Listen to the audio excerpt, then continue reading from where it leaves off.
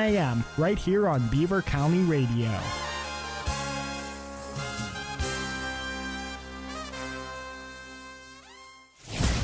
You're listening to 99.3 FM, presented by St. Barnabas, in addition to 1230 WBVP Beaver Falls.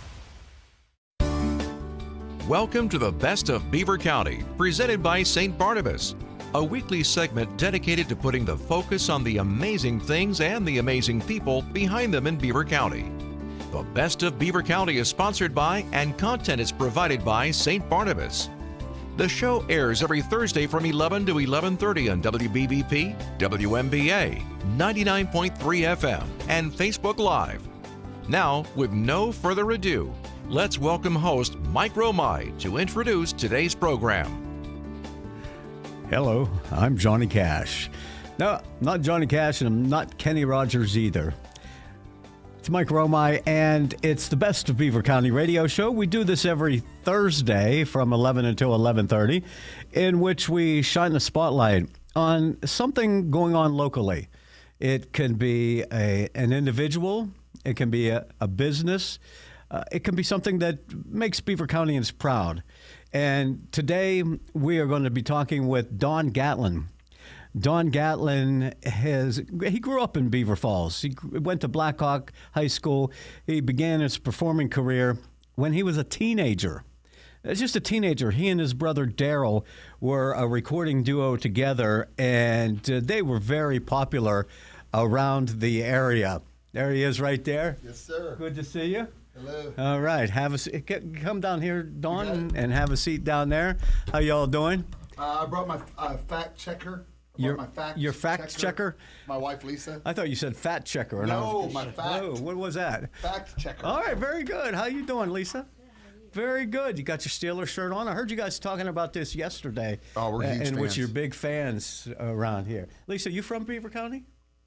I'm from Ish when it came to... Elwood City. Yes. All right. Home of Donnie Iris. Donnie Iris born in Elwood. See, she knew that. You looked surprised about that. I was thinking Beaver Falls. Yeah. He moved there, right? Yeah, he moved there. Okay. And they played at a place called it was the Scrimshaw. The Jaggers played a lot in Beaver Falls when they first cut the Rapper and all those other hits. Did they record those at the Jerry's recording studio? Yeah. Did you ever do any recording? Absolutely. Right. That was the second recording studio I was ever in. The first one was my brother and I entered a contest, the Seagram 7 Battle of the Bands in 1981. I mentioned that this morning. Did you? Because I might even still have a 45. You're the one. 7s. yeah, Daryl and Don GATLIN. Yeah, and the thing about it, we had to write a song. Again, keep in mind, I was 12 when we entered the contest, 13 by the time we got done with it. We had to write a song and perform a song about our love for Seagram 7. And you were just teenagers at the time. I was 12. 12 years old at the time. So Mike Henry from Wexford, our keyboard player, Mike got in there and Mike Neely did, actually. Mike Neely, I was going to say. Yeah, Mike Neely. We always had Mike's at keyboard. Yeah. And Mike Neely wrote a song for us to do that contest. Yeah. And it was Mike was a very, to this day, he's a very good songwriter. Right. And he came up with a good song for us to do, and people liked it. And we got down to Nashville. We ended up coming in second out of 1,800 bands. It's pretty good for being absolutely 13 and 15 and coming in second. And the finals, we got to perform at the T-Pack, which is still there in Nashville, the Tennessee Performing Arts Center. And we got to do a 45 at Star Gym Recording Studio, which is also still there, but it's Curb Studio now. Curb Records is their studio. Oh. And it's so crazy for me. Two things happened. One is 2000, I want to say 16 or 17, Savannah Jack, my group, we did a concert at the T-Pack. Okay. And like to go back and play a venue that I played in 1981, come back and play it in 2017 is pretty crazy and awesome. Right. And also, when I write with my co-writers, Billy Montana, John Ozier and stuff, we write over at the Star Gym Studio where my brother and I recorded in 81 for that record. We write the same spot. Well, let me take the audience back a little ways, going back into the early 1980s. You and Daryl were performing all over Beaver County. Yes. Your parents were great parents. I remember, interviewing you back in those days, right. Coming out to the performances in those days. So I knew your parents, I knew you and your brother, knew your brother Al. So the whole family. Albert's still with us. Albert's, yeah, still. Very good. I actually talked to him very recently, and I think he's coming out to our show. Nice. Saturday. Yeah. So you have a whole history here. You come from a musical family. I bet you played in some of the places around the area, West Virginia, Ohio, and the people you've performed with over the years. But I thought Lisa there. I thought maybe she had autographed your cup. Says her name on it on the side. Starbucks cup. You're used to getting given autographs. Now Lisa's giving it autographs. She is. Very good. But no, you guys started out very young.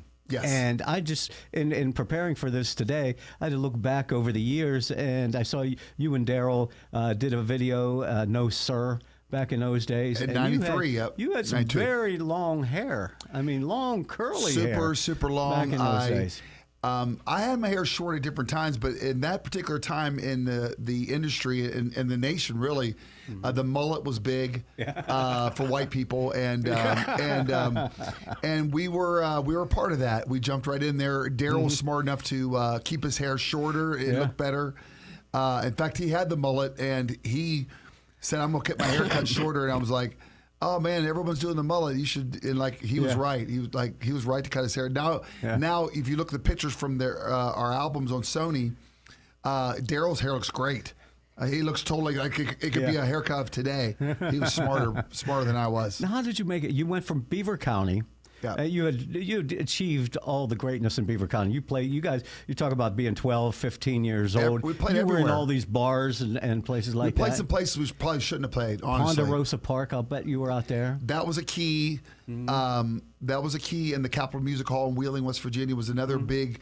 That was just a good monitor of hey, I think we got something here, because I'll never forget this. We opened for our first big thing we ever did was opening for Hank Williams Jr. in 1979. Gosh, that's a year. Again, I was 12. And Larry Lee Jones, fantastic country band. He was another good songwriter. We didn't even have a band yet. So Larry Lee Jones and the Sidemen, I think he called his group the Sidemen, he was nice enough to let us use his band to open for Hank Jr. Okay. And I just remember us going out there, and again, I was a kid, so I didn't know better, but the crowd loved us. I mean, we connected with them so instantly that I'm like, wow, this is fun. This is amazing, yeah. And I was so unbelievably shy as a kid that this was going to be help me in every department. It helped me in relationships, helped me in just getting out there and exploring life, getting to see the world. I just instantly knew at age 13, I promise you, I knew this was going to be the ticket for me. So I knew I was going to never do anything else. I knew it. I think, correct me if I'm wrong, I think you guys also opened for B.J. Thomas at Geneva College back in those early days. Did we open for... Oh, you know what? We might have. He was... I think I'm forgetting that. In the early ages. I just remember because I was the MC, I introduced him. And backstage in the locker room, I thought, this is the skinniest man I've ever seen in my life. I was a big fan of his voice. Who wasn't? I mean, a unique, amazing voice. We worked with him, Savannah Jack. We worked with him at the Strawberry Festival up in down near Tampa. Okay, and it's a big deal.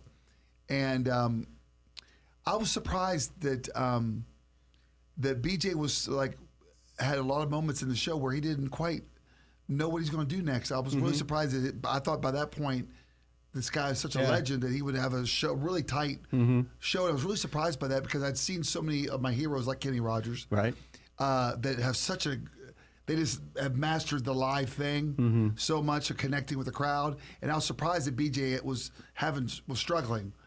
Again, that doesn't take anything away from it. But I was just surprised that he was having trouble connecting with the audience that late in his career. But what a great singer. And when you first went down to Nashville, and now a lot of folks have followed you since then. A lot of Beaver County musicians or artists have gone to Nashville to write songs and do that. I think you were among the first to go down there and be successful at it. Well, again, you know, because you've been in the business a long time too. And the thing is, you know that we didn't even have a country station at one point in Pittsburgh. Yeah. Right. You know, that came during the country craze of the 90s. Then we started getting stations, but you know, the station in East Liverpool was one of the few you could hear country music. And so, like, my friends would be, I'd tell my friends at Blackhawk, you know, where I went to school, and like, hey, I'm doing a thing, and they're like what? Like country music? Like there were, it was not in this area. I mean, classic rock kind of rules. Maybe to this day still. Sure. Classic rock. This is a very classic rock town. DVE was, you know, the pioneer, and the Caesar Engler, those guys, maybe the best promoters in the history of music. Yeah. You know, I mean, you could argue they're the best to ever do it. And they were based out of here, so it just, you know, there was acts like Kansas and people like that were breaking here in Pittsburgh. And of course, Donnie Iris and all the great things he did, and the Granati Brothers and all this stuff. So I grew up with that too. Like I was a little envious because it's like, at first I was envious, and then I realized, wait a minute, Daryl and I are kind of the only game in town for country music. Right. Those guys are doing all the classic rock, competing with Van Halen and all these. But we're the only game in town. You know, and the places you were playing at were selling out. Right. It wasn't as if there wasn't an audience there for it. We were so lucky to have such a family and friends and followers of what we were doing. It just, I mean, literally, we're like. Campaigning for us to make it. You know, they're really behind us. And in fact, when I went down for You Could Be a Star, the old TNN Nashville Network, that was another big moment. Daryl had done the show in '84 and did real well, but didn't win. And then I came back when I was 18 and got to do the show, and I won the whole thing. And so that was a big moment for me, a confidence builder, and then that got our first record deal with Capitol Records. So I guess we would have to get into sibling rivalries here, because Daryl did the show and he didn't win. You went down and did the show and you won. I mean, again, we should have done it together in the first place. That was, that was a mistake. Because we just waited 2 years. We could have walked on there on stage like we always did together. Right. But they were, I can't even hardly remember exactly, but for some reason they decided to do it without me. And I was, personally, I do remember my feelings being hurt. Sure. Because it's like, why wouldn't we just wait and do it together? Yeah. So and my confidence was shook a little bit there. Yeah. So, but they let me sing backup harmony behind the curtain, you know, so I was still singing with Daryl. And the producer of the show, who I'm still friends with to this day, Don Reed, he said, man, you sing really great. When you're 18, I'll tell you what, you don't even have to audition. You just come on the show. Yeah. And so I said, well, okay, I'll do that. And when I won it, and like that season I won, you know, indirectly I beat Trisha Yearwood and a couple other really big names. And that was a big confidence builder. And I love Trisha. She's one of my favorite country singers of all time. But that led to, at age 18, you know, doing the record on Capitol.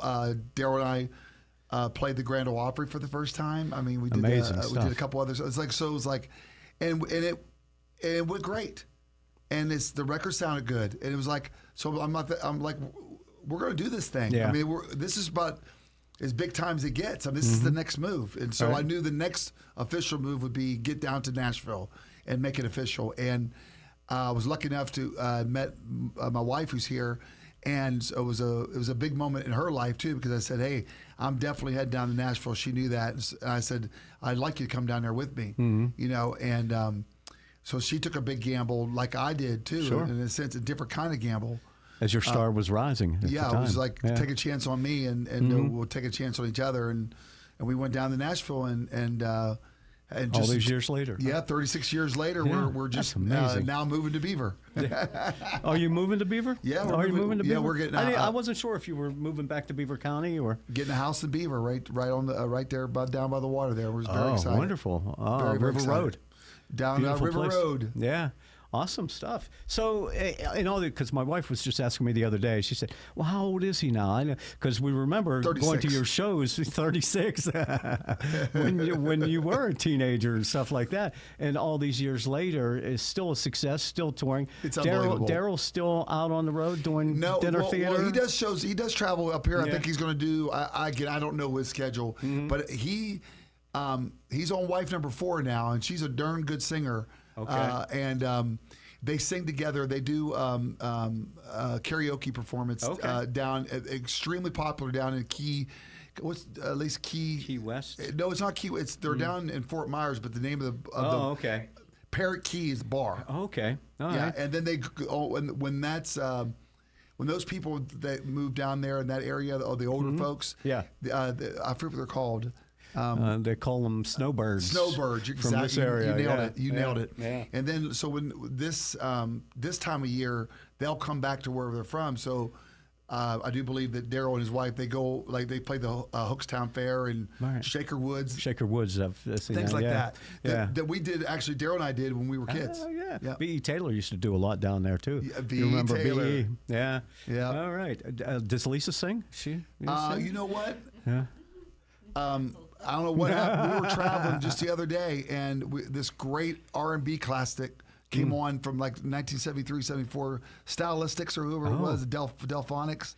And she thought I was sleeping, and she was nailing it. I mean, it's like a cross between like Cyndi Lauper and little Kate Bush. You know, it was good stuff. John Gatlin is our guest. He is going to be performing with the Kenny Rogers Band Saturday night in Beaver at their new community center. You are the opening. This is the maiden voyage for that theater out there. What a big honor that is too. I mean, again, like my career is just continued to go crazy right now, and I can't believe it. And this is another amazing thing to be the first performer at this beautiful, beautiful place. Yeah. And I think it's in the long run, it's going to be amazing for Beaver and the whole Beaver County, because they're talking about bringing in some wonderful national acts. Yeah. It's just going to bring a lot of attention, and I think eventually people from Pittsburgh are going to come down and say, what's going on? I love that band. I want to come down. You know, they're going to be coming to here and spend their time and money. And there are a lot more venues for you to perform at around here, because we just did the Boom, and Bridgewater is building, and now Rochester has a new stage that they're having performances, and now the Beaver stage. And we've played last year, myself and the Kenny Rogers Band, we played at the Beaver Falls High School. It was a sold-out show. I played the Midland Arts Center with my group Savannah Jack multiple times, and Daryl and I played Star Lake with Alabama. Okay. And so we've already, we've already, played. Of course, I've sung the national anthem for the Steelers at Heinz Field. That must have been something, for you, because being a big Steeler fan. Yeah. And so we'll continue our conversation. Don Gatlin is with us, and what a pleasure it is to have followed his career all these years and to see him still with success and a lot more to do. And he's performing in Beaver Saturday. We'll tell you more about it coming up on the Best of Beaver County. I'm Patty. And I'm Bob. We're retired, and we live at St. Barnabas in the Village. We used to have a house. Lived in it for 40 years. Raised our kids. But it became too much. The upkeep, the stairs. Moving seemed like such a hassle. We didn't even know where to start, so we didn't. Until we met Cindy at St. Barnabas. She talked us through our options. Yeah, and she helped us with our move and all the arrangements. There was so much stuff. Who knew we had 3 fondue pots? But she made it easy. So easy. Now we enjoy ourselves. Golf, the pool, new friends, shuttles to where we want to go. The pub and the food. So good. There wasn't a long-term commitment or any large fees. And they have a healthcare system on campus with doctors if we need it. The kids really like that. The kids like to come and eat with us. There's an easier, worry-free way to retire at the Village at St. Barnabas. Come visit us for a free and informative counseling session and personal tour. I can't believe you waited so long. I can't believe you waited so long. Visit stbarnabashealthsystem.com or call 724-443-0700. All right, so you've painted up your lips and rolled. Your lips are rolled and curled your tinted hair. Sorry. That's okay. Ruby, are you contemplating going out somewhere? The shadows on the wall tell me the sun is going down. No. Oh, Ruby, Don't take your love to town. Yeah, I thought Lisa was going to harmonize there with you for a second. No, but Kenny Rogers, Don Gatlin is our guest, and well, you've got that down too. You even almost have the rasp of. That's natural. That's what's so crazy is that I grew up, in Brady's Run Holler down. I used to fantasize just meeting Kenny Rogers someday because, as you remember, Mike, we played, like I said, Ponderosa Park, and we opened for everybody there, and the Capitol Music Hall. We got to open for everybody there. Yeah, Loretta Lynn, Conway Twitty, all those folks. Every one of them. They would call on you to open for them. Absolutely. Yeah. We opened for everybody. Yeah. Alabama, Oak Ridge Boys, all of them. Kenny Rogers, if you remember, during that period when I was a kid, he was playing just arenas. He was too big for Ponderosa Park and the Capitol Music Hall. Yeah. So the one guy I wanted to hopefully work with someday was selling out the Civic Arena in 2 seconds. So like we couldn't. I go, I'm never going to get to work with him because he's too big. Then life is so crazy. I wrote a song that he recorded in 2000. Which one was that? Called I Won't Forget. Okay. And a little extra thing on that, Dwayne Eddy played guitar on that. Oh, twanging. Yeah, with the twang. So then 2007. I wrote another song for Kenny called Something's Wrong in Vegas, which is on the 50th anniversary Greatest Hits album. And he only recorded 2 new songs, and mine was one of them. Oh, so then we get a call. They want me to come in and sing it with him. So I'm like, this is getting crazy. Wow. And then next thing you know, right after that, he goes, hey, won't you and your group, Savannah Jack, go on the road as my opening act? I'm like, oh, my gosh. No, let me check my schedule, Kenny. Yeah, exactly. I don't know if we can make that. My gosh. Yeah. We played like, we went to the UK. We did 17 or 18 shows in 21 days, and they were all arenas over there. I think there was one outdoor theater. We played the O2 with Kenny. We played, and we were following Tina Turner around, which was cool. Like we'd come and play, and then Tina Turner was coming like the next day, and so we met her people and stuff, and it was unbelievable. What is that like from a guy who went to school at Black Hawk, Beaver Falls area you grew up in, to all of a sudden be doing this? I hope that your parents lived to see the success that you have had over the years. My mom's still with us. Oh, I see. Okay, she sure is. Great. We lost my dad. It's been a while back now, but he saw Daryl and I's thing, and he saw a good chunk of Savannah Jack thing. Mm-hmm. Yeah, and the Kenny Rogers stuff. Oh my gosh! Well, like I said, like to tour around the world with him, and then I've got to work, and I'm not. It's just the truth. Yeah. You pretty much name it in country music, including a lot of the brand new people. I've got to work with them. And then I've got to work with a lot of, I've got to open for with Savannah Jack. We've got to open for Michael McDonald, America, Kenny Loggins, the Doobie Brothers. Yeah. So you're just backstage, and are you still like a fan when you go around these people? The worst. The people that came before me, the ones that came to town with me or after, I appreciate what they're doing so much. But the ones that came before me, the ones I used to sit in my room and fantasize about, their music and see them in concert. In the mirror with them. Huh? I tell the story. Neil Thrasher and I are writing a song one day over at BMI in Nashville, and the song ended up getting cut by somebody too. So it's one of my songs I got recorded by a major label artist. But we're working on that song that day, and Art Garfunkel just walks in and says, "Hey man, that sounds great. You guys, what you're working on there is wonderful. Goes, keep it up." I thank you, Art Garfunkel. And he just walks out, and I just assumed my co-writer knew him. Yeah. Like I go, Neil, do you know Art? He goes, Don, I've never met him in my life. Art Garfunkel walked in and out of my life, and like that, like. You didn't say, "Hey, Art, you want to harmonize a little bit?" I know. Oh my gosh! What in the Paul world? Simon, but he's still. It's a good close second. Art Garfunkel. Absolutely. But stuff like that's happened to me a lot in my life. I mean, really, performing is one thing, but the songwriting, and you've written songs for a lot of people. That's I know Corbin Hanner. So I think. Yeah, didn't you know Corbin and Hanner from the Pittsburgh area? Yeah. He tells me an amazing story. I'm not going to tell. It's a Hank Williams Jr. story. He told me one of his first cuts, "Dinosaur," which is a great song. Great song. Yeah.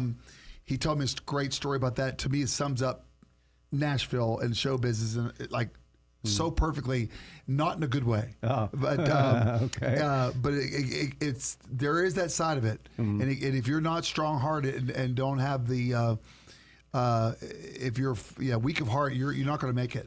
It's brutal. And I don't mean it like I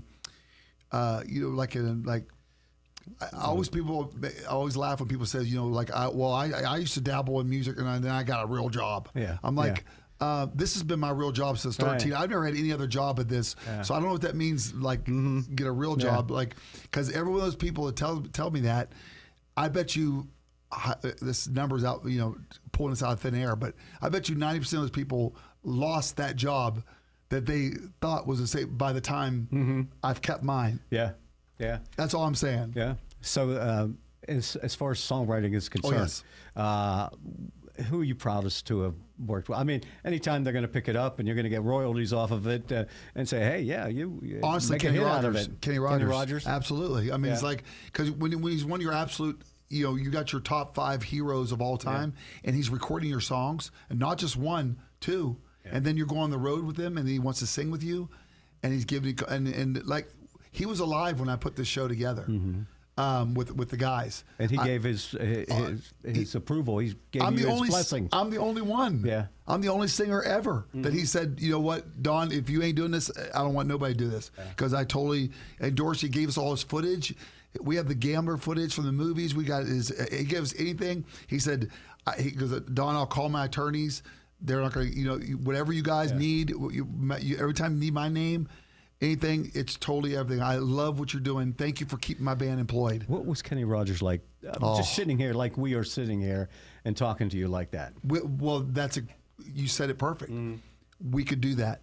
Kenny could be sitting right over here and just, we could be talking about baseball, anything.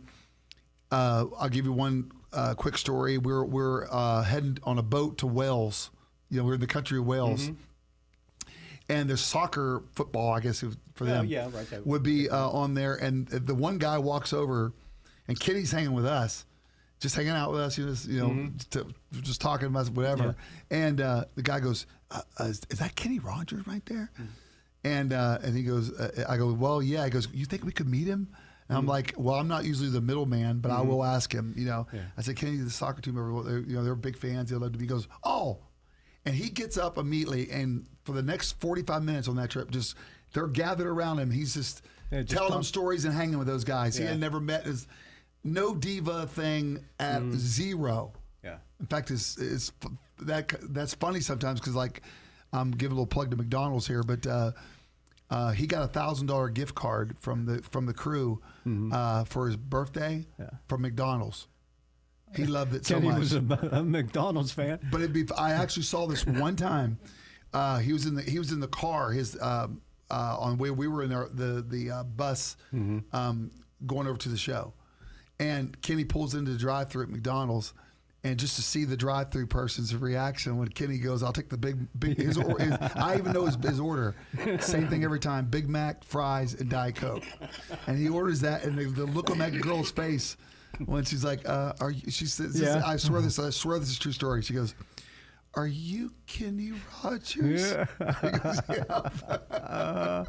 Oh, great! Is there a book coming out about all your experiences? Actually, Chuck Jacobs, bass player for Kenny Rogers since 1979, who's in the show Saturday, he just wrote a book of 40 years with the legend Kenny Rogers. It's pretty darn terrific. He's got great stories. Yeah. He's got 40 years with Kenny. Yeah. I know we're just about out of time, and I could go on and we could talk for another hour. I know you have a haircut appointment, and we've got we got a thing coming up on Saturday night. You're going to be playing in Beaver. Want to make sure we promote that and tell people tickets are still available. There's still some seats available, and I just found this out. You can get tickets at the door also. So the number's good, and you get the tickets at the door also. Okay, and that's Saturday evening. Now there are a couple of opening acts, and then when are you going to hit the stage? I think 8, I want to say. And again, we've added Lee Greenwood and Alan Jackson to open for us, which I think is really nice of those guys. No, they're not coming? Okay. I was going to say, wow, there was a change in that plan. I know. Before then. But you're going to be playing not only the Kenny stuff with the Kenny Rogers Band behind you, but a lot of your stuff and other things. I'm doing the 2 songs that I did write for Kenny. So my music is in there. Yeah. But we're doing all there's so many big hits. You got a guy at 24 number 1s. Yeah, right. And that's not including the number 2s. Do you have a favorite besides the one you wrote for him? Good question. I just played this morning 20 years ago. Oh, that's a good boy. What a great choice. Yeah, and Hitter. You remember the song, The Hitter? About a guy. Oh, The Greatest. The Greatest. Okay, Yes, yeah, The another Greatest. great song. Yeah. About a kid So playing here, baseball. you just brought up a good point. If I can say this real quick, we do a thing at the end of the show called the Kenny Rogers Speed Round. Any great song Kenny's we have not done to that point, you yell it out, and we're going to play a little bit, not the whole song, a verse and a chorus of that song. Yeah. And those two songs are all usually Are they yelled always out in every time. Okay. The greatest in 20 years ago. Yeah, so you see, I've been to Springsteen concerts where people hold up We have placards. too. You do that too? We love Bruce. That'd be great. All right. Don Gatlin, Beaver County's own. The best of Beaver County is what we call the show. And he certainly is that. It's been around playing music and I love continues. this show. Great. It's a great show. I appreciate you do a great coming job on with us. And You always you're have. invited back anytime. I would love it. Yeah, I wonder what it was like when the Granati brothers, they had Van Halen at their house, meeting their mom and dad and stuff Yeah. like. I wonder if that ever happened with you. Say, Mama, this is Kenny Rogers. Kenny Rogers. Well, with Lisa, I mean, again, we be hanging out. I remember when I got to hang out with Neil Diamond and I got just crazy stuff like that, and we've been. Oh, it happens all the time still. That's what's so crazy. I just was, I've been working with the Righteous Brothers now. And just to be talking to Bill Medley, like I can't, what? You know, it's like Phenomenal. he's what a great singer and he's still with us. Yeah. Do you ever pinch yourself? I mean, honestly, the places you've been, and we have lost track of you over the years, but from the time you were a teenager and recording to what you've seen and what you've experienced all these years later, traveling the world. It's nuts. Yeah. And the thing that helps me is that it's still happening. Like I just wrote 2 songs for the Little River Band, their new album, with the band. Yeah. Like what? You know, we grew up with Little River Band. Yeah, you know, reminiscing. Yeah, absolutely. And then like T.G. Shepard was and his wife Kelly were at my show in the front row the other day, just like a month ago. They're in the front row, and like I used to buy T.G. Shepard's albums, and we opened for T.G. and there he is in the front row giving me a standing ovation when the show was over. I'm like, that stuff is still happening. It's crazy. That's great. And the new artists are great too. You know, there's a lot of great new artists in country music. I'm getting to work with some of them too. Yeah, and you have to take a certain time away to write songs. Yes. And the songwriting, sorry, Eddie, I'm going to go a little longer on this. Thank you. The songwriting aspect of things has changed over the years, where it's now more homogenized than it used to be, where you sit down and do all this stuff. Now country music has changed a lot. To be honest, the one biggest difference, and I don't want to sound like the old guy saying stuff, but the one big difference, it seemed like the best songwriters were the most successful. Now you don't have to be even very good. It's getting in the right room.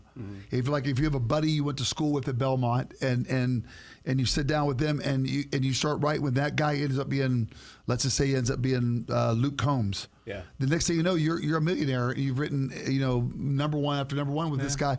Even if it's not, the songs aren't earth-shatteringly great. It it seems you need to get with the artist, like a friendship thing where, like, there's like, if you notice the songs, there's usually like 5, 6 songwriters on them now, because they just kind of all get in a room and spit out.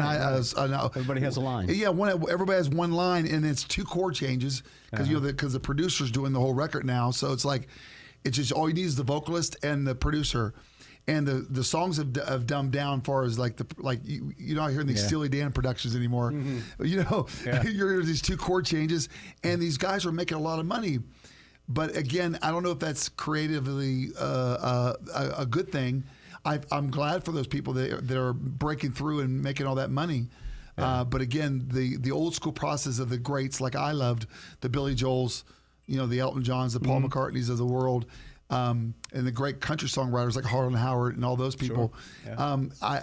That process is almost dead. Yeah. It's almost gone. And you toured with Merle Haggard, and my brother and I did a TV show with Merle Haggard, and George Jones. All of them. We worked with Ponderosa Park. We worked with George Jones, and I ended up playing, doing celebrity events with George Jones. Yeah. But with one of my favorite shows going back with Daryl was we were in Tampa, Florida again. Tampa's a popular area for us. That's cool. And it was Daryl and I and Merle Haggard, Waylon Jennings, and Willie Nelson. I'm not kidding you. Wow. That was the bill on the marquee. Wow. Daryl and Don, Waylon Willie, and Merle Haggard. And Daryl and I walked out on stage, and we did our opening number. Then we went into, one of these acts just don't belong here. 3 of these acts. So exactly that we did the Electric Company or whatever it was. Was that intimidating? You know what? If I tell a very quick story of that, Willie Nelson and Paul English, his old drummer and best friend, were watching our whole show. They were sitting behind, smoking a gigantic joint right in broad daylight with security walking around. Yeah. They could care less. We're going to arrest them. There's 35,000 people in the audience. Right. So they're just sitting there. My brother had his acoustic guitar at the time, and he goes over to Willie and gets Willie to sign it. Then Merle Haggard comes out, and so he gets Merle to sign it while he's there. So now he's got 2 of the absolute greatest ever. And so Daryl goes, hey, where's Waylon at? And Willie goes, well, Waylon is PO'd at Merle for cheating at poker last night. I heard that story. Yeah. Cheated at poker last night, so he ain't coming off the bus. Just to hear that story from Willie Nelson. John Gatlin, Saturday night in Beaver. Get your tickets. You're going to love the performance. Continued success for you. Thank you so much for Appreciate having you us. coming in. Oh, anytime. I'm Mike Romay. It's the best of Beaver County on the St. Barnabas Radio Network. Thank you for listening to the